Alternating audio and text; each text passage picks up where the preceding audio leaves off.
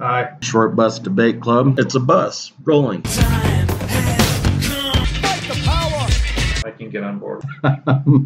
Hello, I'm Darren Jolly. It's time to get this short bus started. So let's roll and on with the show.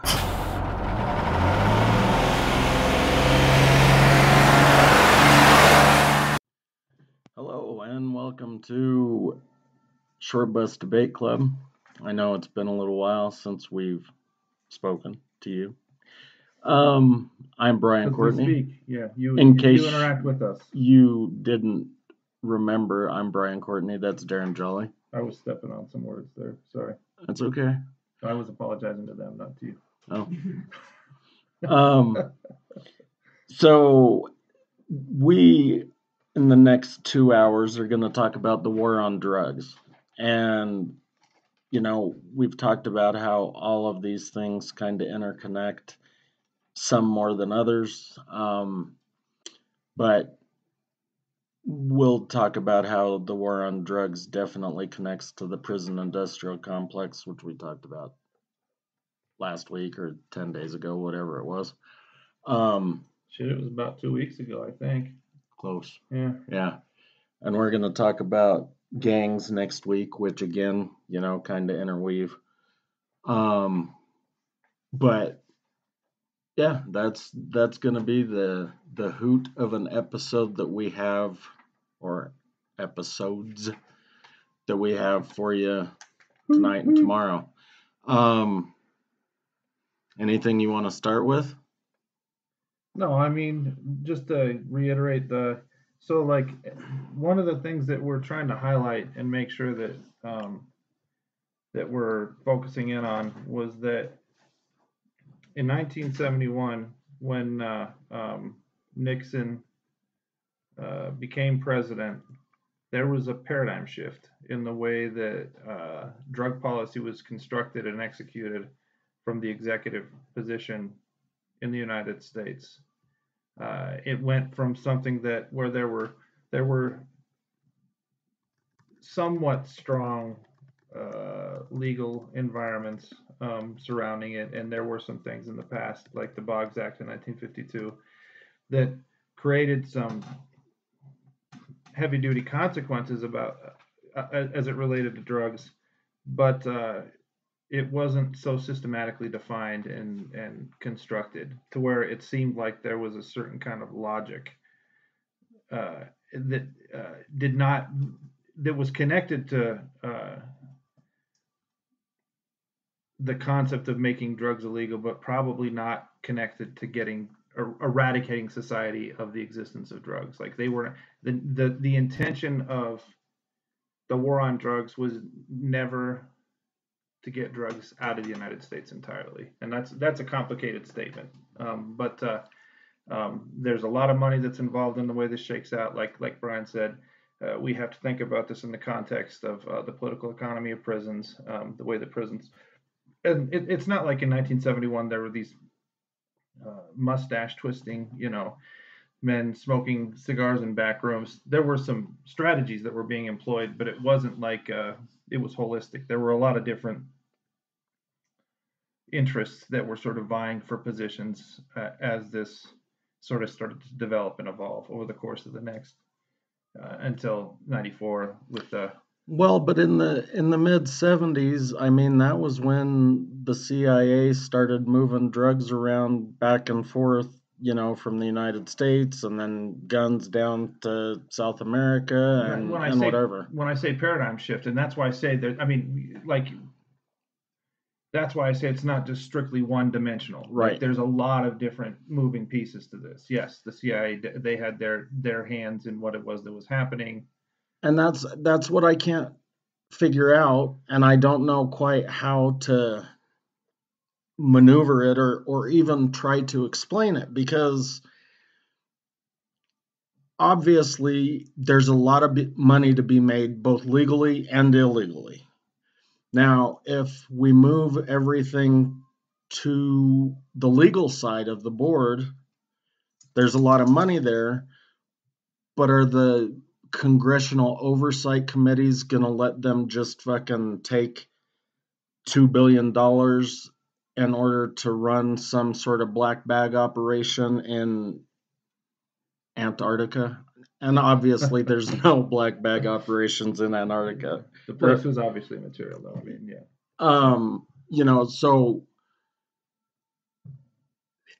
because I mean, the money would be there, and they could call it any fucking thing they wanted on a budget line. That's what we have to just kind of start. Like, so we see that there's the policy shift, right? And the policy shift, like, that's why when you all the different people's, like, drugs were a big question mark in 1971. Like, you had a bunch of fucking hippies that were going around smoking weed and fucking tripping acid, and some of them were handling it pretty good, and some of them were dropping out of society, like following fucking like the dead, or like going and hanging out at fucking weird off the grid sort of like spaces that developed into stuff like the Rainbow Gathering later on and all that kind of shit. And just communes up in Oregon and Washington and whatever. So that's like one aspect of it. I mean, but you had fucking Mormons and Catholics and Christians, and these people were not going to respond very favorably to drugs. So that's why like there's a push to make it illegal on behalf of that designation. You have these other people that are embedded in a drug culture on the other side of it, and then you have all the various different things that are sort of like happening in between that. Not that represents a spectrum, because I don't like necessarily think about things in terms of spectrums, but at least there's two polar positions there that could help to frame. Well, one of the arguments that I've heard, I don't know if it's correct or incorrect, because I don't have the data and they don't show you that kind of shit. But, it wasn't until white people started using heroin and coke that everybody fucking freaked out. It became a problem, yeah. I would say that there's some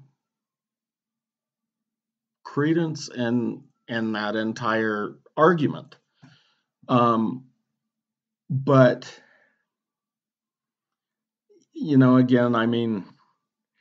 again, depending on whichever path you follow, because with the CIA doing all of the coke shit that they were doing, then by proxy, the CIA did end up flooding the streets of Los Angeles with crack cocaine. It wasn't crack cocaine when they delivered it, but those people running the gangs in that area realized that they could increase profitability by tenfold by, rocking it up and selling it that way. What was it? What was his name? Rick Ross? What was it? Highway or... You're talking about the Crip guy? The guy that was the one that was helping, that was facilitating, like when it really exploded in South Central and in that sort of like surrounding area. What did they? Yeah, because that was like 82, 83, right around then. What was the dumb motherfucker's nickname? Something Rick Ross.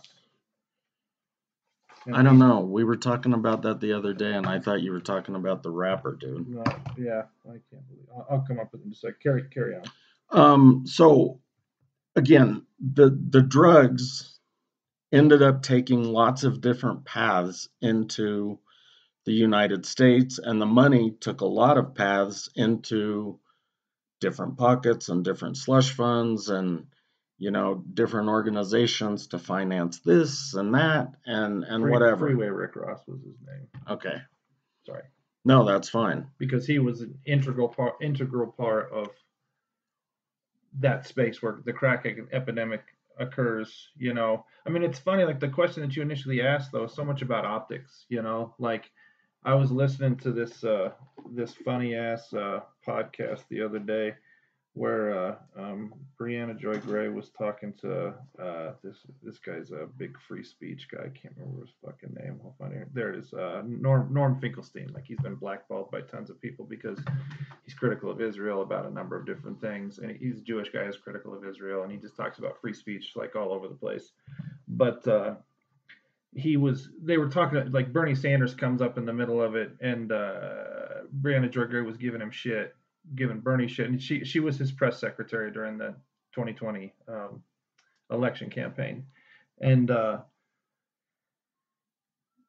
she was trying to communicate with him while she was in that position that he needed to learn how to talk to black people a little bit differently, and like he tried to adjust some of his commentary to black populations in the middle of the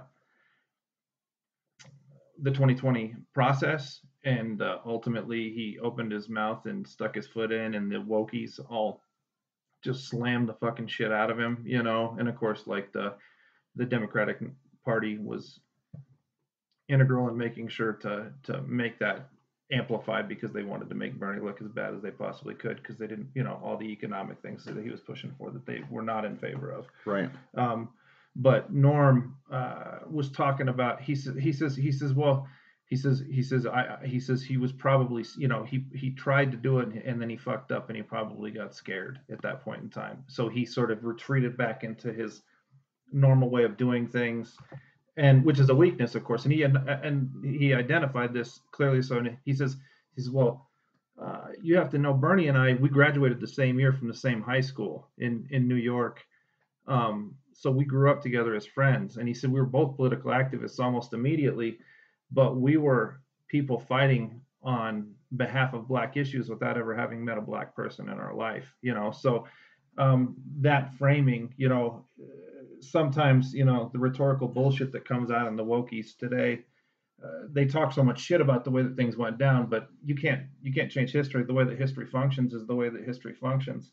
So, like, when I think about that, I think about the drug developments in the same sort of context. Like, the vast majority of white people just did not go into, you know, I mean, black neighborhoods. There wasn't a lot of cross-pollination. Yeah. So in those moments, like the spaces where white people were actually, and I know somebody who's got hepatitis from shooting heroin in the early 70s that's still alive today, you know, needs a liver transplant, obviously, you know, but there were a lot of people that were white people that were doing it, but they were doing it in, you know, close quarter sections of, you know, like he was living in New York at that, like in, I don't know if it was in Manhattan proper, but it was in one of the boroughs, you know, and in a very like heavily drug cultured, you know, the people that were the hippies that were doing the acid and, you know, the psychedelics and the smoking the reefer. They had the reefer madness, you know, and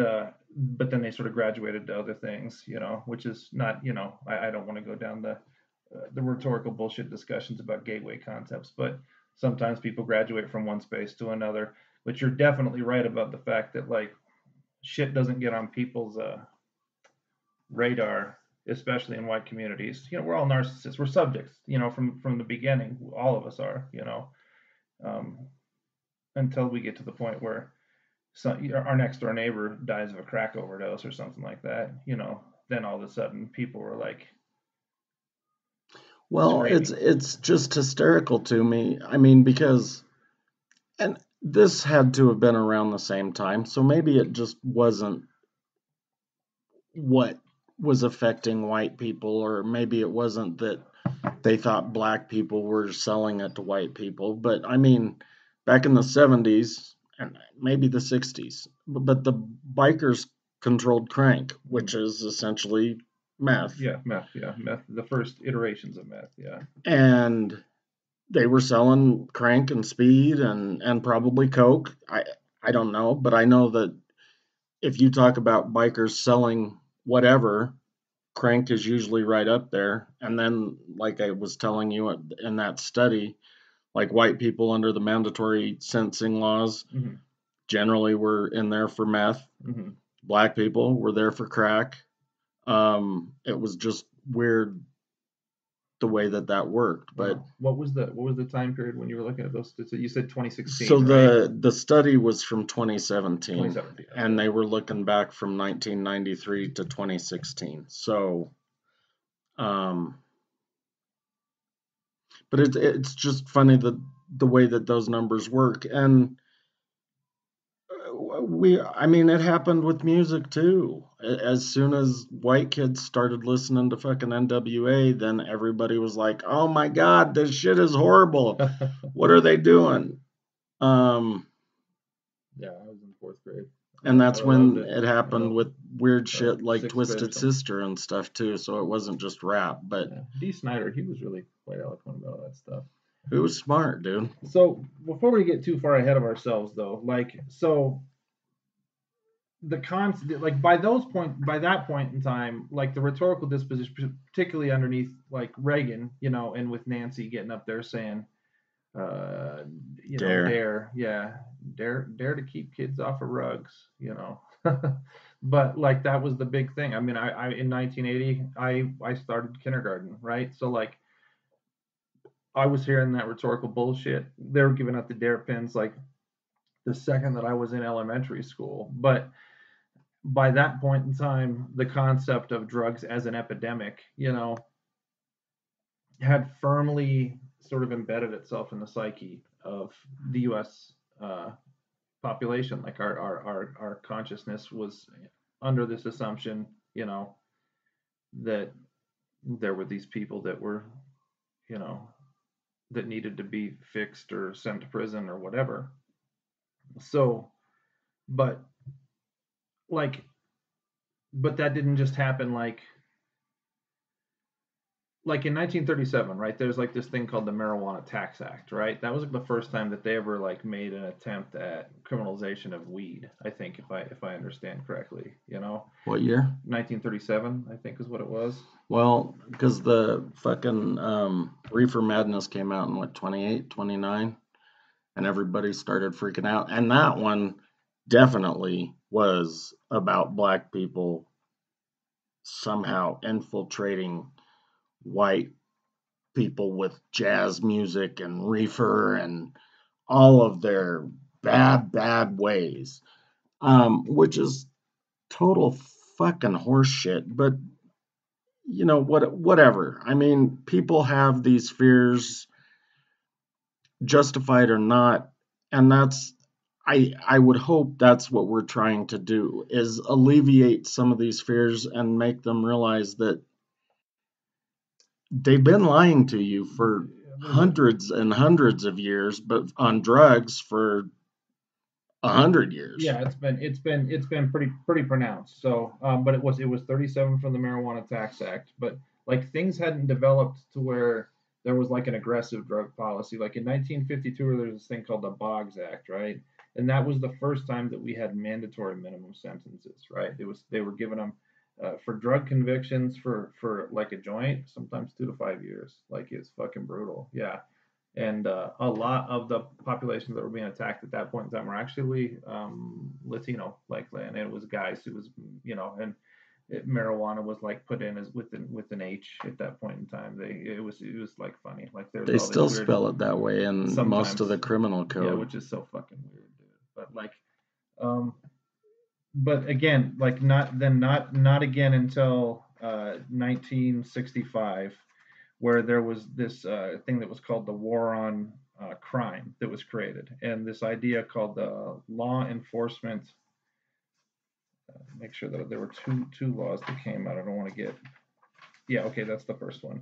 The War on Crime. So this is like the precursor to the War on Drugs, as an attack on crime. And this idea, the Law Enforcement Assistance Act, which was a part of that, um, it authorized the federal government to take a direct role in militarizing local police. So like there's a coordination between military and the police at that point in time. So, and it was formal the way that was being developed, right?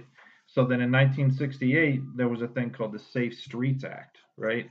And they invested $400 million in the war on crime. So this was money that was directly connected to that initial activity where they were putting money towards it, and it created this thing called the Law Enforcement Assistance Administration to oversee the way that the funding would be doled out all over the place. And the primary focus of this at that point in time was to supervise and surveil low communities, and that was primarily black communities or brown communities. But there were, if you were in a poor community, that was where they essentially started to go to town, right? So, and at that point in time, there was, when we were talking about before, that Moynihan report came out that basically suggested that there was a link between black crime and the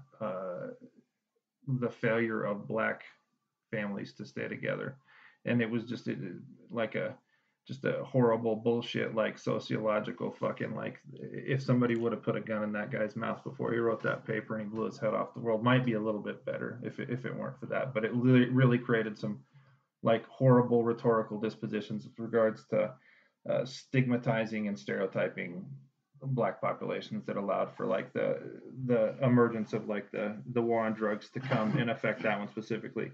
When I was looking at this, another thing that kind of popped out at that point in time was the fact that the Black Panther Party sort of was emerging as a way of like coordinating activity inside of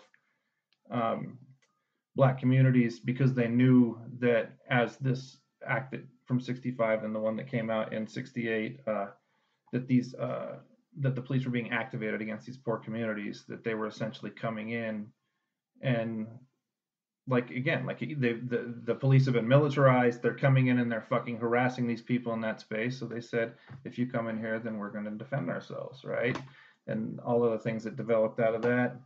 And boom, 3 years later, the war on drugs. So I mean, I think that those are some of the things that when like I'm trying to see like the framework for what, and obviously like I didn't talk about I mean, I talked about the hippie culture before that, but like, and the point that you said about when it starts to hit white populations in the United States, for better or for worse, there are demands for policy developments at that point in time. People, you know. Yeah, and I mean, I still don't get it. I don't think I understand people as a whole for the most part, but I mean, dude, and I loved what the Black Panthers were doing, and they're mostly just feeding kids in the morning, you know, feeding them and educating them. I mean, they were sending them to school and, you know, making sure that they knew how to read and write and do all of that stuff. And like you say, feeding them, because if you're fucking hungry, you're really more worried about your fucking stomach than you are what some dipshit at the front of the class is saying. And, you know, they managed to fucking incarcerate all of the leaders or kill them or both.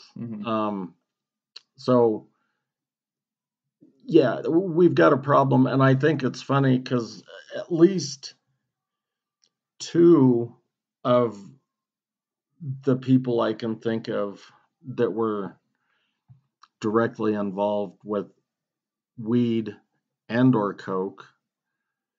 I can't remember the one dude's name, but he had an HBO documentary just within the last couple of years because he started smoking weed because it made him feel better, and then he started smuggling it because he could make money.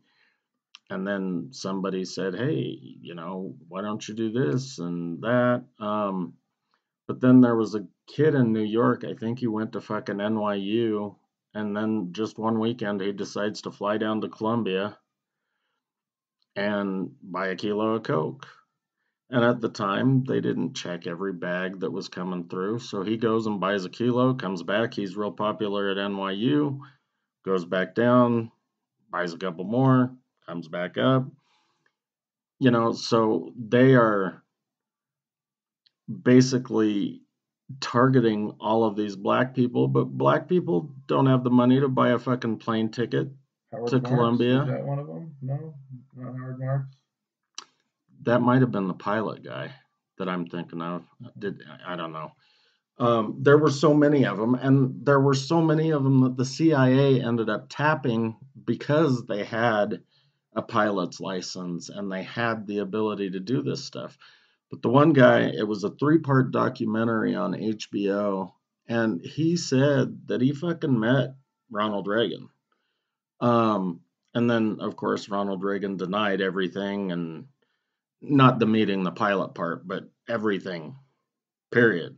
I didn't know that they were doing that. I didn't know that they were doing that. You need to talk to Oliver North. The Invisible Pilot. That's the one. Is the documentary that I'm thinking by of. Adam McKay. I generally like the things that Adam McKay makes. Yeah, he's but I can't find the guy's fucking name.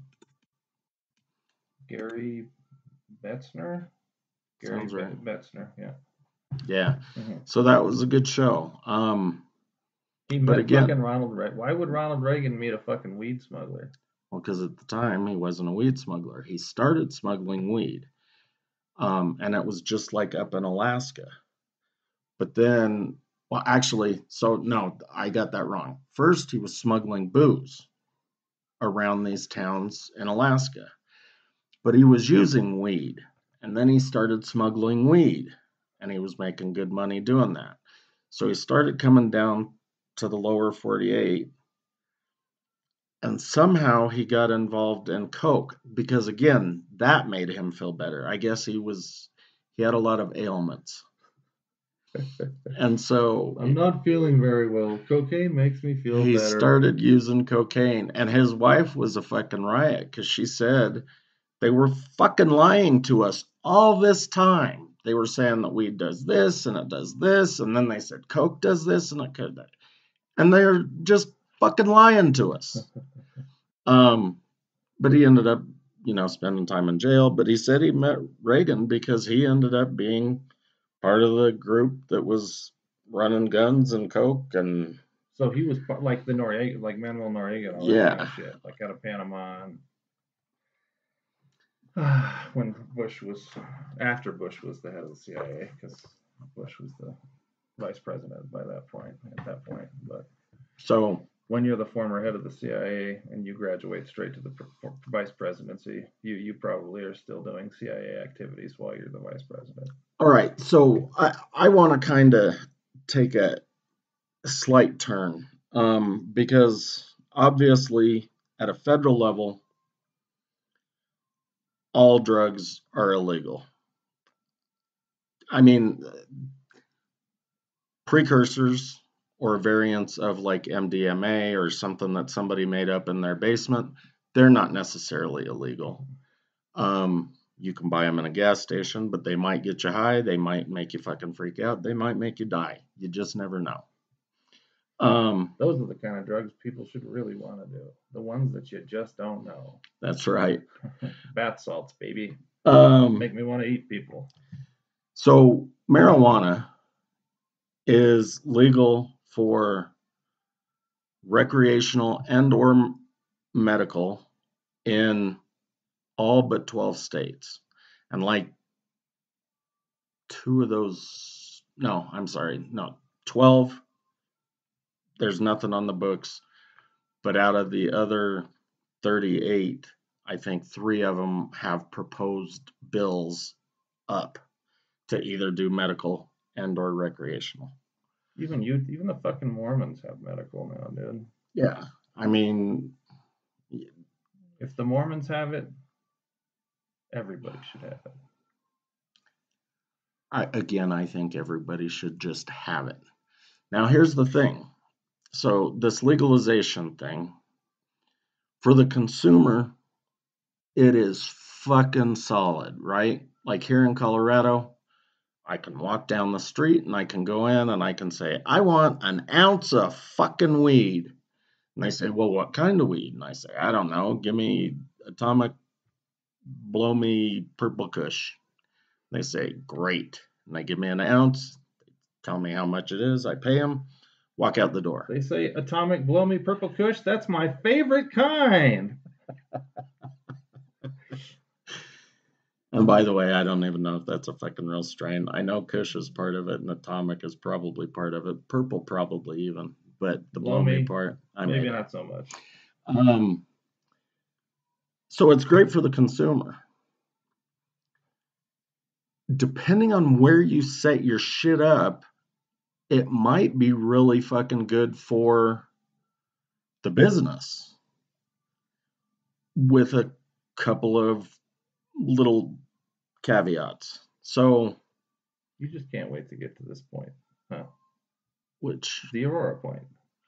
Well, it's not just Aurora. So in California, one of the documentaries that I just recently watched, it was called The Business of Drugs. And in the marijuana episode, they talked about... That was on Netflix, right? And they did it by drug family. Yeah. Okay. So in the marijuana episode, they talked about Humboldt County again. And I had seen another documentary called Murder Mountain, which also discussed Humboldt County. And California did something similar to what Colorado did. As far as the medical part goes, they did it first, but it was medical and then recreational followed up.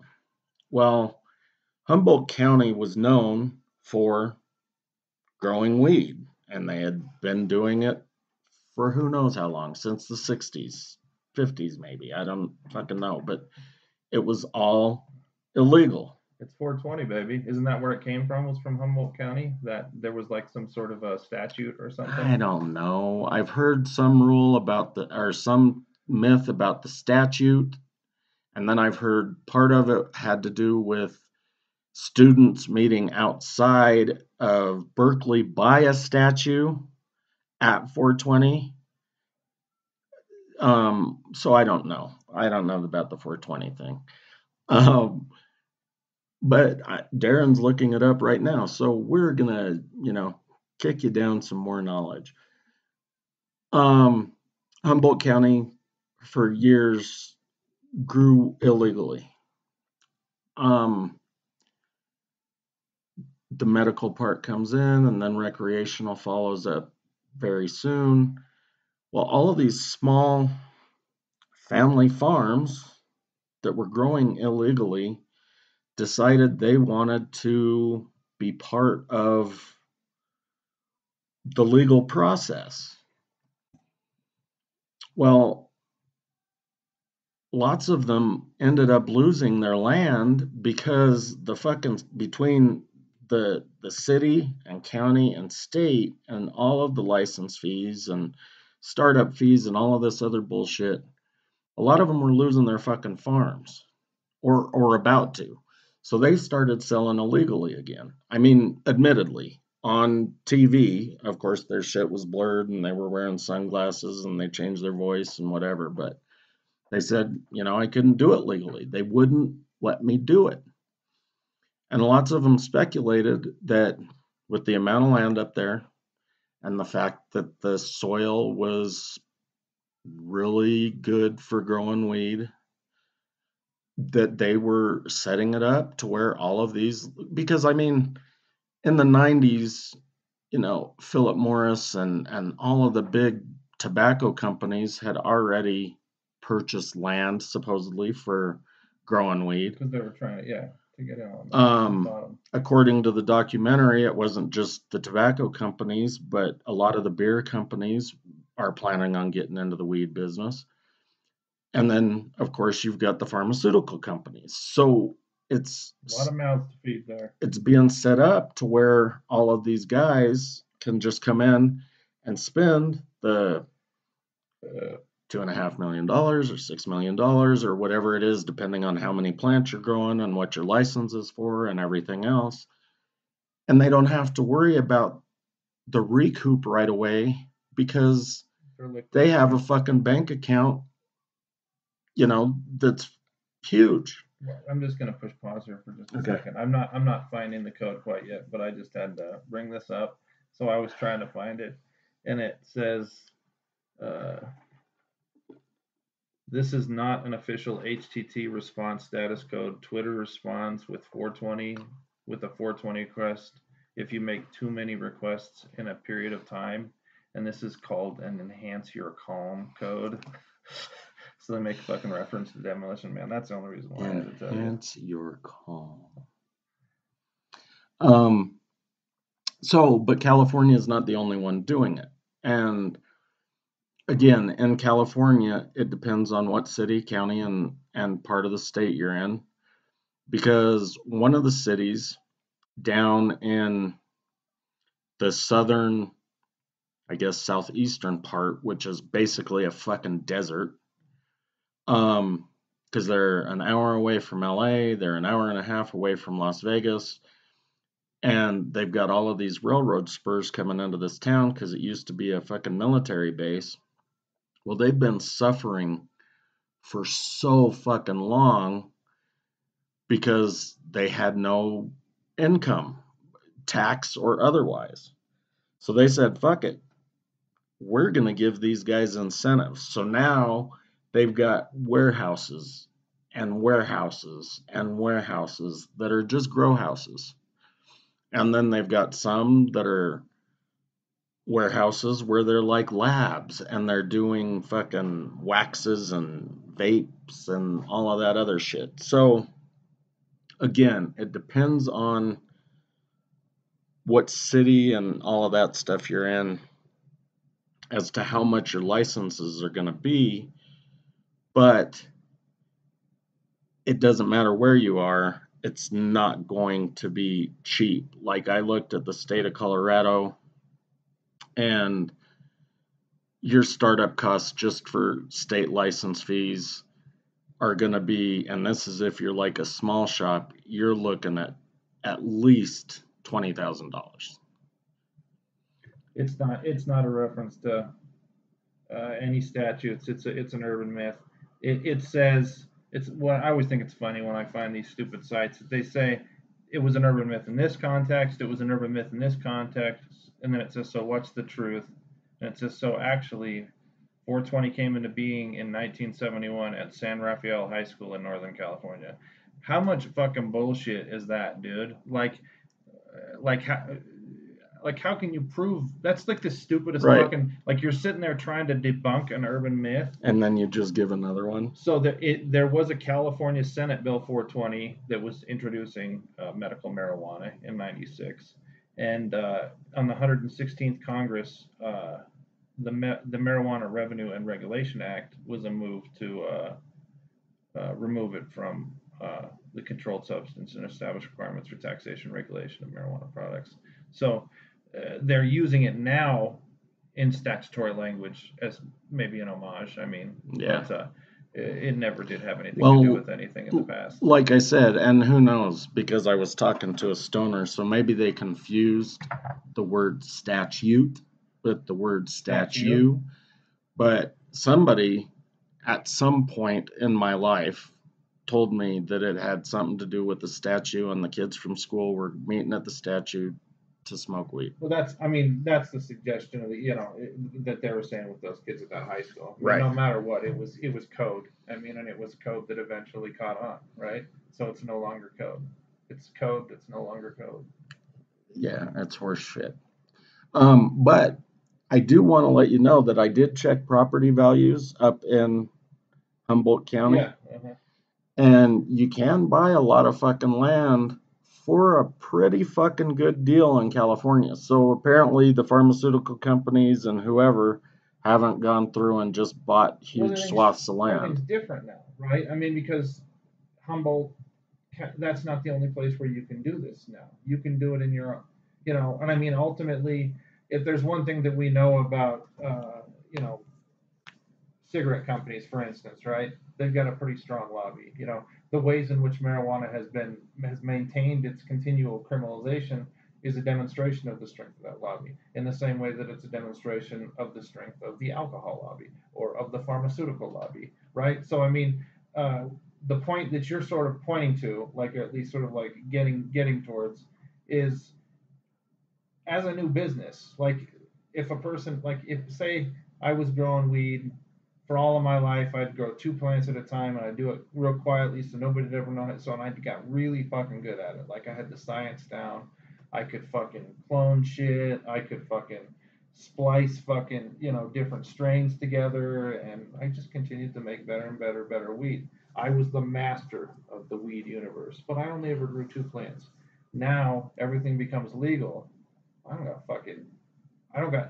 I'm not even in the right place to have $20,000 to fucking be able to do it. Right. And despite the fact that I have this incredible amount of expertise, the only way that I could even make money is to just go be a fucking, a tender, like ultimately, and the people who own the means of production. Again, this is just Marxism at work, right?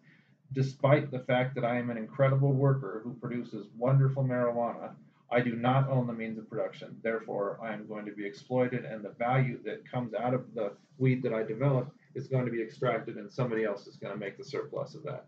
Absolutely, and that's what they were saying, is we're losing this because they're building it for Big Pharma. Mm-hmm. Now, my guess is, because Big Pharma already has indoor grows. At least if you believe the movie Half-Baked. But I'm sure they already have indoor grows, but I do not believe the movie Half Baked. right, I But get you. I love Dave Chappelle though. But Hey, that's dude, that city in have you ever looked at a $20 bill? Have you ever looked at a $20 bill on weed? Thank you, John Stewart, that for your city beginnings. in Southeast California. I think they did, and now they say their economy is booming. They created over 1,000 jobs. New companies are coming in that are not weed related. Because now people need restaurants. I'm sure pretty soon a prison will be built because they need prisons. Um, Just to make sure that we're continuing to tie all these things back together. they're doing it the right way. And I'm sure if you look at all of the states that have legalized weed, there are going to be some poorer jurisdictions that could do something similar where they give these tax incentives because they've got fucking industrial, warehouses for blocks and blocks and blocks that are just sitting there empty. Fuck, here in Colorado, and I don't know, but I'm guessing you could do something like that down in Pueblo or any of the places in eastern Colorado. Or Detroit, Right. Or Flint. Flint, yeah, or anywhere else where you have these giant industrial areas that have been. But I mean, there's only so much weed you can grow. But no matter what, it is space that could be utilized to other. Now, there was something that I was reading a while ago, and I need to do more research into it.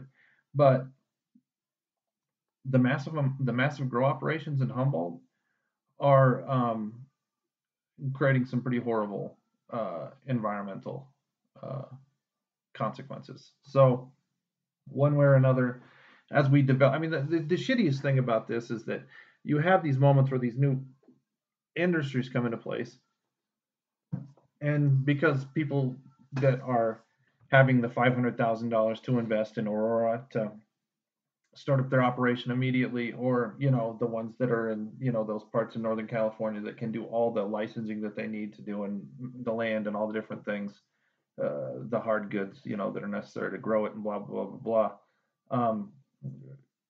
Their intention is just to make a ton of money, like the consequences, the long-term consequences of the environmental. Yeah, it's all. I just, in my fantasy science fiction mind, sometimes I just wish that when you created these new industries that we would do it in this sort of science, because like I've been waiting. Funny thing is, like I haven't smoked weed regular since like 1995, right? But I've been waiting for weed to get fucking legalized since 1990 for all intents and purposes, because I'm not a hypocrite, and because I do believe that while weed is definitely addictive, I don't care what anybody says, it's not physically addictive, but it's psychologically addictive. You can get caught in certain mental cycles that it affects your memory, and it becomes difficult to get out of those cycles. Some people are affected by that more than others, so I don't want to create this broad swooping. I am a very airy person. I can barely stay focused enough to talk to you guys and stay on topic most of the time. So you could only imagine what I sound like when I'm fucking smoking weed and I'm going tangent, tangent, tangent, tangent, tangent, tangent. So it just wasn't a good drug for me. But I have lots of friends that have been functional stoners for all of their lives, and some of it calms them down. Some of them, it just. Functional is probably one of those like loosely used words. Yeah. I mean, it's ambiguous enough that it can mean different things in different contexts. Like when we talk to our buddy Dale when he gets lit, and he's sort of floating around in the ether, um, Dale has his ways of reproducing his existence, through his records and through his glass blowing and all that kind of stuff. But is Dale hyper focused, on whatever it is that he's thinking about or saying in that moment? But it's not really easy for him to engage in other people's points sometimes. Right. Well, and not just and we love you, him, Dale. but just people in general. I mean, walking or getting from point A to point B to me isn't necessarily functional. I think it's great that you can get to the fridge so that you can grab another beer, but whatever. Yeah, functional is ambiguous at best. But some people I know really operate at a pretty high level when they still smoke weed. Yes. As long as they don't just fucking sit there and smoke indica until they're like, smoking an ounce of indica every day is probably not going to be very good for your focus. Well, so here's kind of the reason that I mentioned the legalization part. Okay. You kind of touched on the 500,000 in Aurora, and that was just licensing and expectations that you had to get And that you license. said, but that was what you were not even allowed to enter the industry unless you showed that you had $500,000 in a bank account. Right. Boom. And that may have changed. I mean, that was from 2018, and that was quoted from somebody else on that documentary. Regardless of whether it's changed or not, it demonstrates a frame for sure. Yeah. So here's another kind of fucked up part. So if I run a gas station, I can write off my employees, I can write off the rent, I can write off all of this shit.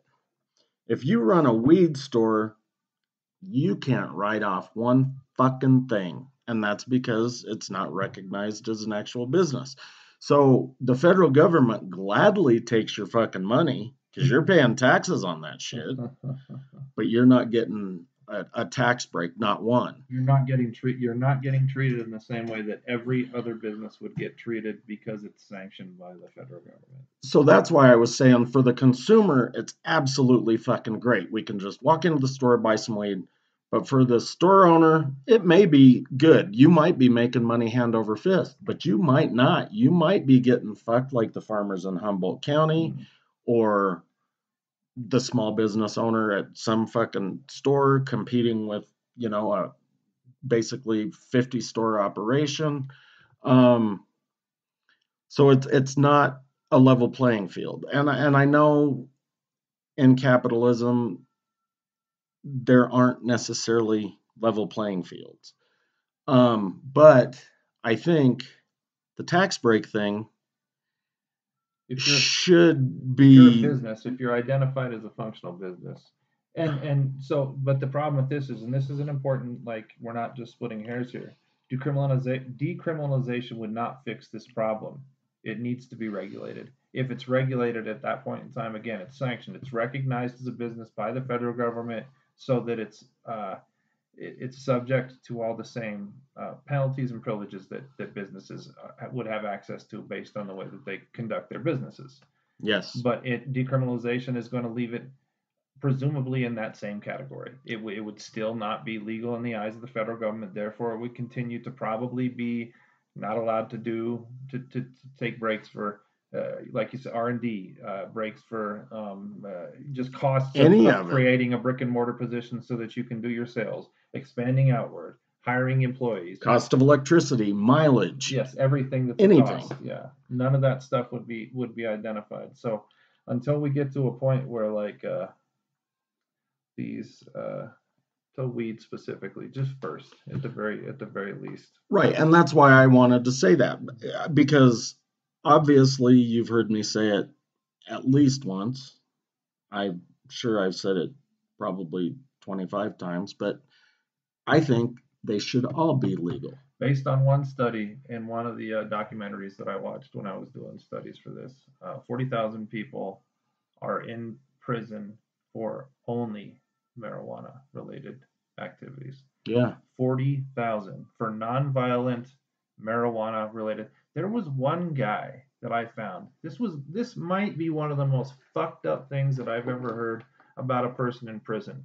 This guy was put in prison because somebody got caught selling like 20 pounds of weed, and they said that this guy, who had formerly had an affiliation with the gang that this other individual was involved in, he said this guy was a party to it. So if you rolled over on somebody, then it lessened your sentence, right? This guy was charged. It was 32 mandatory. Like he had to do 32 years for conspiracy to distribute marijuana, 20 pounds of marijuana. They went to his house. They raided his house. They found a roach in his house. All right. Didn't find anything that No tied guns. him, nothing. Right. And no drugs, no weed, except for the roach to tie him to the activity that these people. So it was all conjecture, and they were able to convict him based on this circumstantial position in this state. And I had never heard, and he's been in, I can't remember when the documentary was made, but at the time of the documentary, he had served 25 years in prison for it. It is complete and total bullshit, dude. I mean, and now they have all of this shit added on top of it. Like, there's this fucking kingpin amendment where basically if they think that you are the leader of this organization, then it's an automatic life in jail or an automatic 25 to life. There's other weird They just shit. have to think that you're the leader of I'm the guessing that they have to try to prove it, but I don't know what that proof boils down to. Because, like you said, one guy says he knew about it. They find a roach, and all of a sudden he's in jail for 32 fucking years. And just as an ancillary point, the guy that rolled over on him was not in jail and has not been in jail for over 10 years. So, I mean, like the people that were committing the crime, the people that were still tied to these gangs, to give you a foreshadow on next week, right? That were still tied to these gang activities.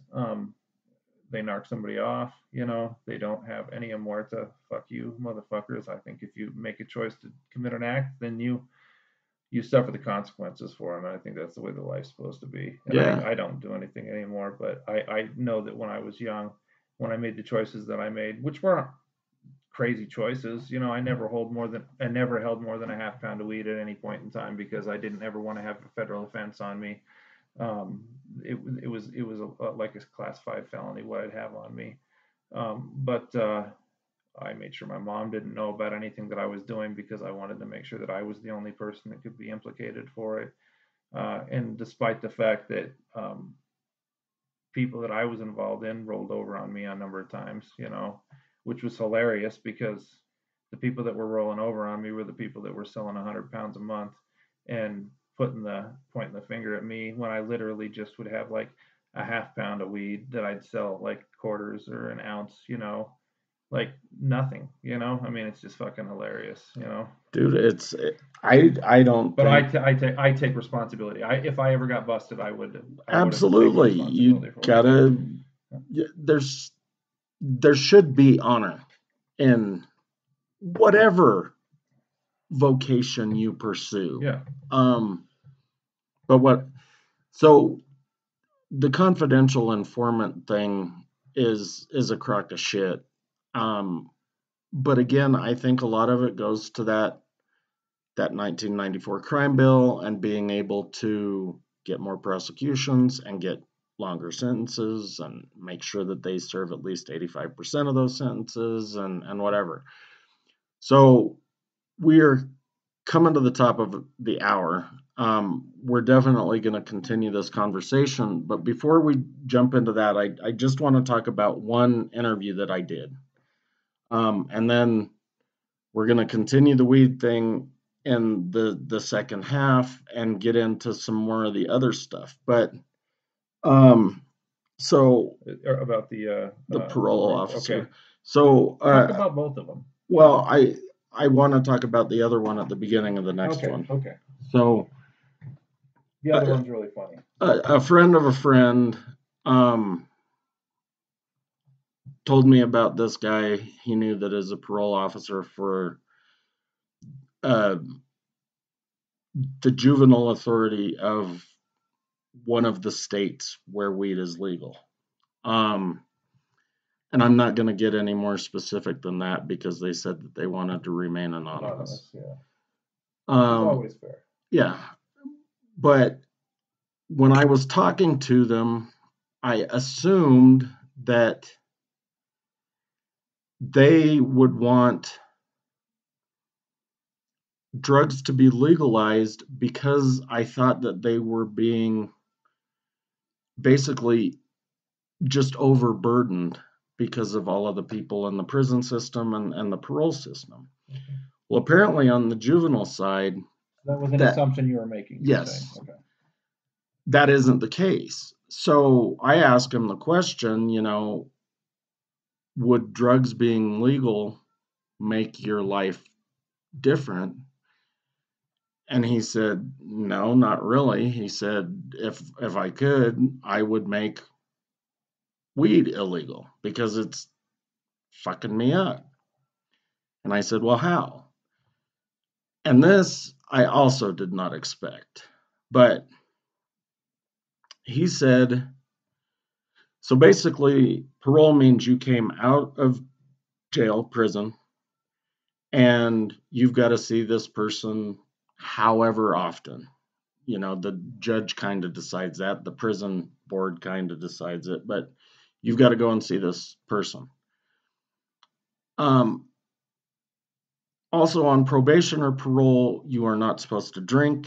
You are not supposed to use any illicit drugs, other than like fucking ibuprofen or prescription medication. So I said, how would it change it? And he said, well, since weed is legal, we have quit giving drug tests. We used to give them on the spot drug tests or go to their house and drug test them. But we've quit doing that because a lot of their parents smoke weed with them, or they go and, smoke weed with one of their friends that's over 21. They say that their parents smoke weed with them. That's what they said. I mean, that's what he told me they said. It doesn't surprise me. I mean, my mom used to drink with me. And I know one of my buddy's dads used to smoke weed with us, but I think as a general rule, even my friends' parents who smoked weed regularly back in the day did not ever participate in the only Peanuts dad. That he was the only one that did. Well, maybe it was the kid going and stealing weed from his parents. Okay, I don't know. Weed is different than saying that isn't smoking weed with their parents. That isn't what he said, though. He said parents are smoking weed with their kids. Yeah. Yes. But since this is occurring because they're in a state where drugs are legal or marijuana is legal, it's in this gray area at the very least. They've quit drug testing them. Yeah. And I was like, well, why would you do that? And he said, because we know they're going to come back with a positive result. But they could still drug test them for other drugs. It doesn't matter. If you are on parole, you are not allowed to use any drugs. I understand what you're saying there, but they can change that. That's something that they could address things differently than that. That's like if that's really his. I understand. It's what not you're saying. His. It's the policy. I understand. Yeah. But what I'm saying though is that if there's a problem with it when it comes to weed, right? You don't just write off your concern for people doing fucking fentanyl when they're 15 years old, right? Like abandoning drug testing of youth because they're going to test positive for weed is like throwing the bath out with the fucking, the baby out with the bath. I'm not saying that it's right. I'm saying that his argument was, yes, one of the kinks that has been thrown into weed being legalized, at least according to this person, right? So again, all drugs would be illegal if he were king. It seems like an odd argument though, just because you could deal with other things still. Right. I don't get it, but there were some other things that I didn't get either, which was, they don't do that because they don't want to send people back. And he said that was strictly political because they don't want to make these kids look like they're recidivists. Because recidivism makes them look like they're failing at their job. Correct. Which is weird because when they're adults, the revolving door is almost like, after at least what we talked about, if anything that we said a couple of weeks ago is true, then they want the revolving doors is structured. They want it to be there, but they don't want the numbers to show that it's there. I think that's the difference. We really suck as a society. But so, and another thing that he told me, which doesn't have anything to do with the fucking weird illegal drugs we want thing. recidivism, but we don't want it to look like it's recidivism. Well, yeah, they don't even pull the numbers for a full year after the kid is released, because if they do get popped and jump back in, they don't want it to show up as a recidivism So rate. we want our analytic disposition to be false. So we're going to create a way that doesn't reflect the real reality on the ground. Right. So I'm just wondering, like, is it false data point after false data point after false data point? I mean, you know, do you understand what he just said? Okay, just to be clear, right?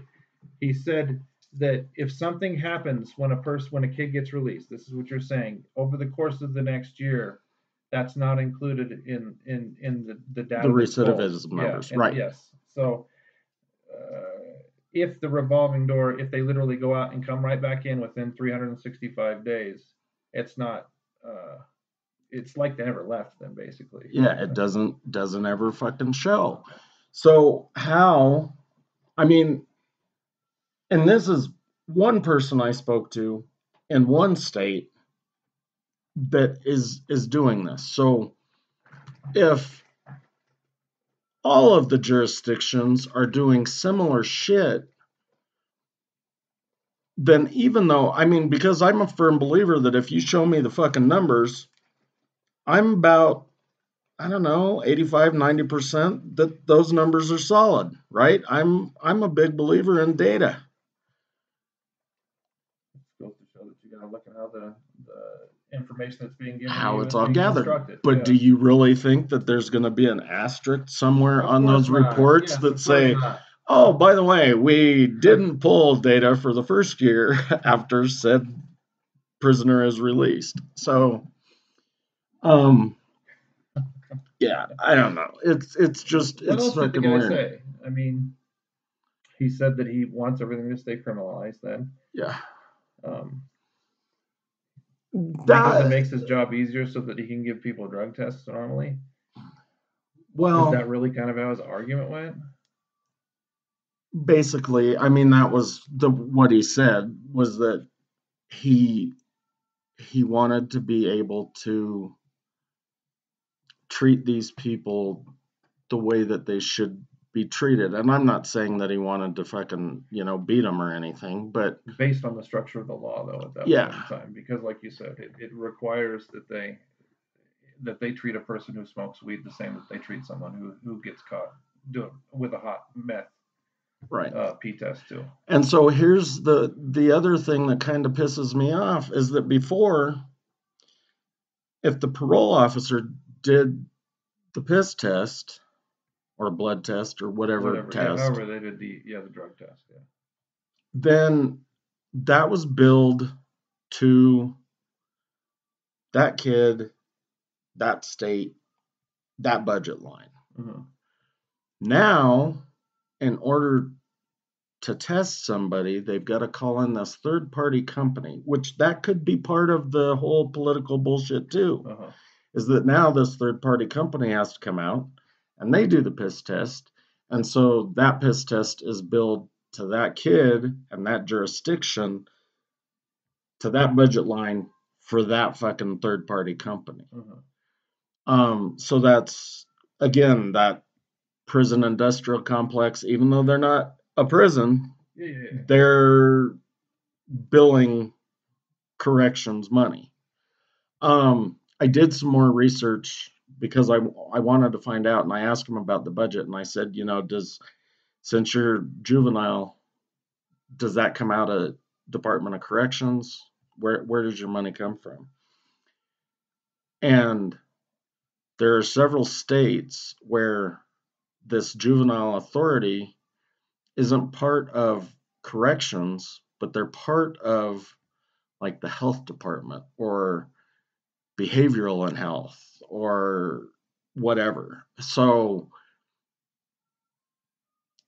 again, nothing is just, I mean, you've really got to kind of read between the lines to find certain things. And I know I've said that before too, but they don't make it easy to find the one thing that you're looking for, I guess. So. Well, because we're not going to measure for a year. Yeah. We'll just that's just in the ether. Don't worry, it's not a big deal. Go ahead, commit some crimes. There's a chance we won't bust you back anyway, because we don't want to look like we didn't do our job. So we'll start out the second half with you talking about the inquiries that you made to the city and county of Denver. Was that Yeah. right? Okay. So yeah. Okay. So I reached out to the police department. Actually, I over time have tried to contact several officers individually, and they all declined to comment because it made them uncomfortable. I mean, I could see the discomfort, like they got kind of squirmy when I asked the question about how the war on drugs affects their day to day. So they kept referring me to the public information office at the Denver Police Department. So finally, end of last week, beginning of this week, I contacted the public information office, and it was the weekend. So dude's like, man, I'm the only one here. Send me an email. I'll try to find out what I can do. So I sent him an email, and then I called and followed up again on Tuesday, I think, and he said, Brian, I don't know if you're aware of this. We've got your request. We're working on it, but we had a shooting, and then there was another shooting, so they've kind of had their hands full. So I'm gonna kind of give them a break and say that they're working on it.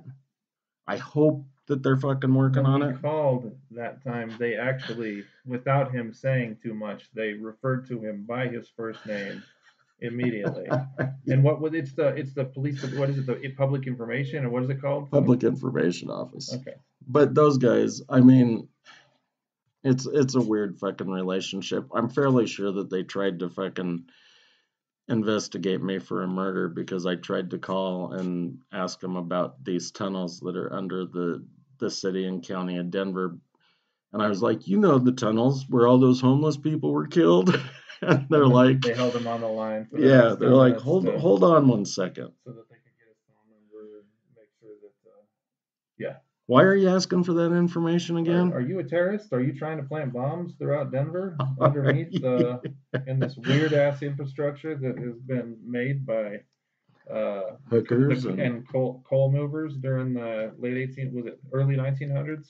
Well, I think it was a combination of the two. Okay. I mean, because all of those whorehouses on, what was it, Market Larimer, they had, maybe not all of them, but the higher class ones had tunnels from Union Station to the whorehouse, and the idea was that these uppity businessmen could get off on the train and go directly to the whorehouse without being noticed. Yeah, so not pass go. Right. Just go straight to the whorehouse. So another thing that should be legalized, but whatever. Okay, so we'll catch you on part 2, and I'll talk about the Denver Police Department and the questions we asked them, and hopefully, they'll come back and we can maybe talk about that during the gangs thing. And then we'll talk about more about fucking Nixon and his formation of the fucking DEA and all of the horse shit that came to follow. Yeah, we should probably get into some of the specifics of what happened in the 70s at some point in time. Yeah, dude, I'm sorry. I know you are. Just was trying to fucking guide it in a certain way, because we're going to talk about how complicated legalization is going to be if everything were legalized, right? We got a lot of stuff to talk about. I don't know. We're going to talk really fucking fast in this. But, yeah. All right. So we'll catch you in the second half. See ya. Oh, 720-334-7655. Shortbusdebateclub at yahoo.com. Roll, bitches. Later.